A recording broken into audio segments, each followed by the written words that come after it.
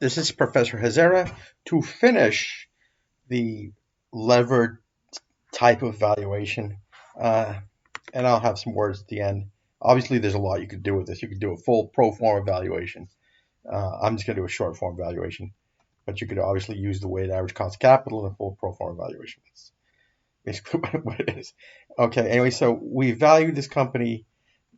If we're assuming this company isn't going to grow, and this is Microsoft, that is, it's got a value of $74.80. And we calculated that two ways. And one of those ways was the adjusted present value approach, where we assume the company has no debt. We add the value of debt according to the theory here that the difference between a firm with debt and without debt, the only difference according to the theory is the tax deductibility that you get with in a firm with debt. Okay, so we got $74.89, and I do want to emphasize that in both cases we got the value of the operating assets of the levered firm, but in the adjusted present value approach, we took the value of the unlevered firm, added the value of the tax shield, and got that, and that got the number. And then in the next approach, which is the more widely used approach, is that we incorporated the adjustment into the interest rate itself. We got the same number. Okay, so let's go ahead and add some growth. I'm just going to do a short form valuation for now. We can play around with this as we go on. Let's start with some inputs, and we'll just do a short form valuation. And the major, we'll use the same inputs that we had for the full valuation over here. So let's just go ahead and copy these numbers over here, except we'll change one. We'll make the super growth cost of capital, we'll make it equal to the weighted average cost of capital. And I'm sure there's not going to be something that I overlook in all this, but here's the idea. So if we go up to the weighted average cost of capital, because the firm does have debt, weighted average cost of capital is 0.0883, and keep in mind it's both types of capital that impact your that finance your assets. So it's only fair in a sense. So your weighted average cost of capital is, what am I doing? Is 0.0833 right there. Okay, and I'm going to go ahead and add some decimal places to that so that we'll distinguish it. That's your weighted average cost of capital. Believe it or not, 16.7% is still the expected growth rate, and we'll use 4.1%. The constant growth period. Okay, and then we'll start with the period here. We'll just do our constant super growth period. So start with the period here, or year, and we'll just go 1 year, assuming we could say 2021, probably off by a half year or something like that. It's okay. And then we'll do the discount factor. And then we'll get our present value of the cash flow. Okay, and then we'll bring in then I'll just bring in the template here, but so this is going to be year, let's call it 2021, 2022, 2023, 2024. Keep thinking about the timing here, but that's okay. That's just the number of the year that I can raise this to. And of course, it's, for some reason, it's coming out of the percentage. Okay, so we will just call it a number. Okay, now the discount factor obviously is going to be 1 divided by 1 plus our weighted average cost of capital raised to the chronological year it is. Okay, so we get, that's our discount rate. Bring it down. Got to freeze this. There's a small detail I forgot. I'll put it here, but you should be used to this by now. Okay, so I'll get the discount factor. Small detail I forgot. It's getting late here, but I think we'll get this done. Okay, so the small detail I forgot was the cash flow. Okay, so we got that right there. Okay, and since we're using the weighted average cost of capital as the discount factor, we'll just use we'll start with the year one. These will be our cash flows here. And then for the year 2020, and we'll use free cash flow to the firm because we want to, if we're dividing by an interest rate which considers both creditors and shareholders, we have to have on top of cash flow that is produced, that's available to pay both interest and dividends, which would be free cash flow to the firm. There's some people actually argue with the concept of free cash flow to equity, but yeah, that's it. Okay, so that would be your starting cash flow, and this would actually be for 2020. That's actually, because I think it is fair to say this came from the 2020 cash flow. That's your 2020 free cash flow of the firm. And then we'll just go ahead, and that's the number we'll grow out at about 17%.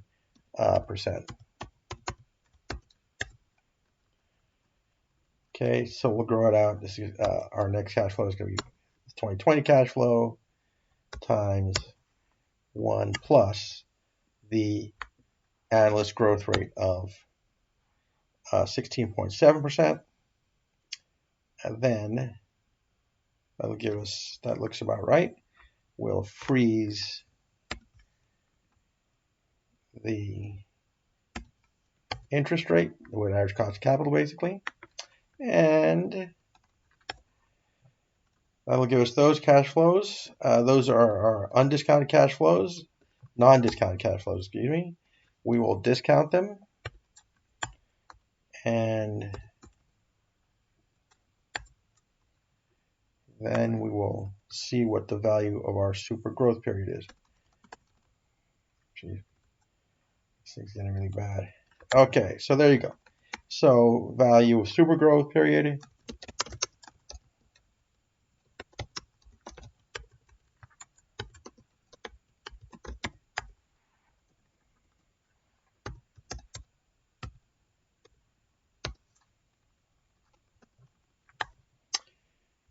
$257 billion, I guess. Okay, put a line there. Okay, then I'm just going to bring in the template from even the short form valuation, do the terminal value. Okay, so we'll bring in, or you can just bring it from a full valuation that we did here to do the terminal value down here. You can, templates all over the place. Okay, so we got 273 for that price. So we'll just bring the template over here. Okay, I think that should do it. Okay, and we'll probably move this over. Well, that's okay. Okay. So our first, we're going to assume our growth rate in the constant growth period is 1%. So we'll increase the year 5 amount cash flow by 1%. Okay, so we'll do 88,000 times 1 plus the 1%.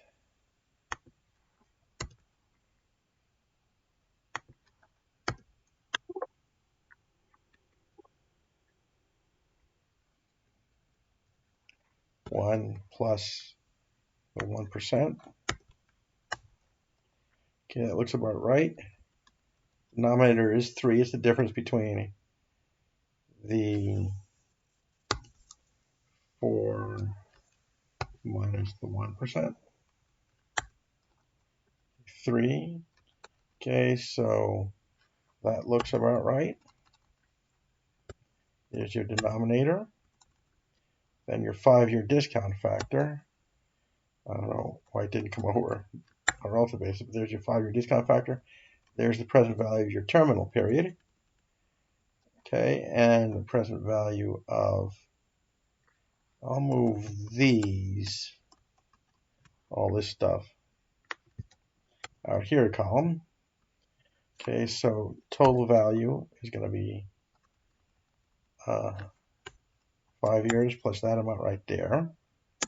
Okay, so there's the present value of your firm. The number of shares is 7610. I'll just go up here and just pull it out from here. Okay, and we're getting a value of about 297.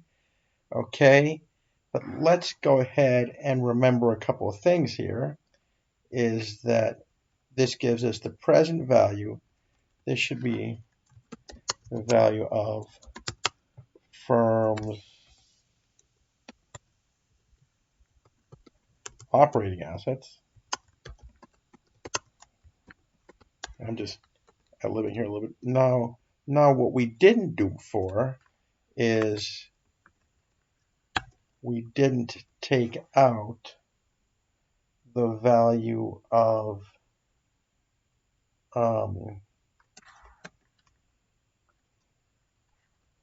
we didn't take out the value of the debt.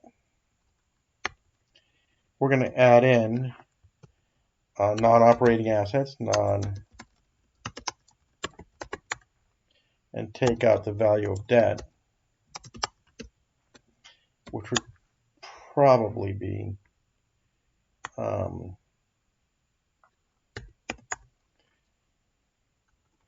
okay, so we'll add in the value of the non-operating assets. We'll probably get a high number here. Value of non-operating assets, which we've been coming in at that amount. Take out the value of debt.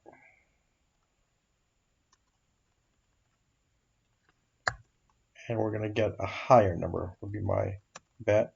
So we'll take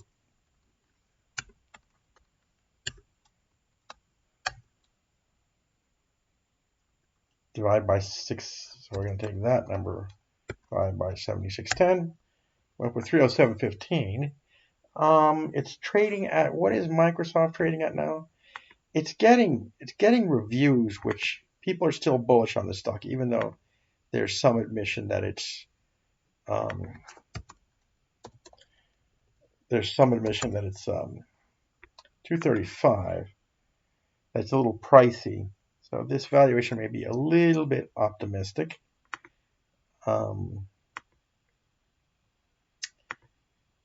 And I just want to check a couple things before I leave off here.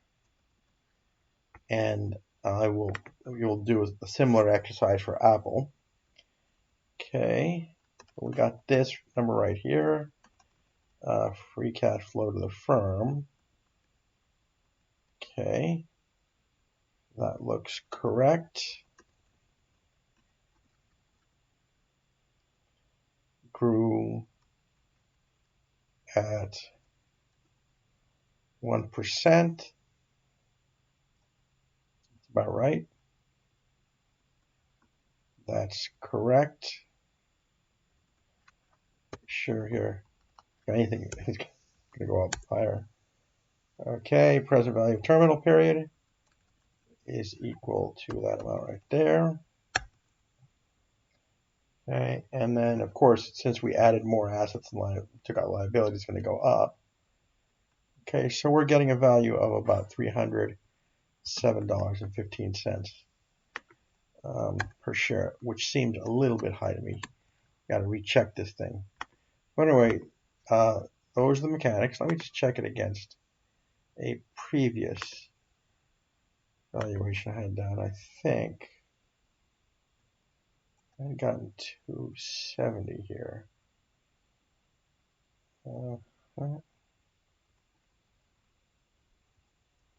Should have done this. I had lower free cash flows in a previous valuation. So anyway, so I'm going to put this up. The valuation looks a little high. You'll get the idea. I'm going to have you do an exercise, a similar exercise on Apple and see what value you get. Meanwhile, I'll be looking at why the cash flows. I think I see it now. But anyway, some people are saying the average target price on the stock is about 270, I think. And so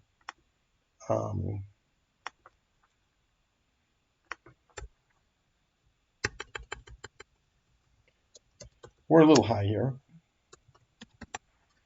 but it's making some sense, although I would expect for it to have gone down, maybe. So we'll look at that interest rate.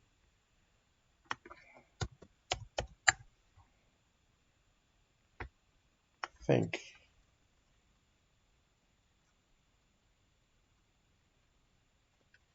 the average first-year target price is about 272 going out. So there's some higher, some lower. So let's see if there's anything here. It's mostly, it's pretty much going toward a strong buy. So well, the number I came up with is a little optimistic, and I'm gonna relook at my cash flows. But people think this company's got a ways to go, even though its PE is its growth rate is way lower when you compare it to its PE. But there's a lot of optimism, and the analyst trends are going up, as you can see here. There's been a couple of upward revisions, so that's probably playing a hand into this. Anyway, so I'll just go ahead and I'll accept the numbers for now, and then I'm going to have you do the same thing for Apple. You didn't have to look at the last part. I was just talking to myself here. Anyway, so I'll turn this off, and I'll put this video up. And I'll keep looking at those cash flow numbers.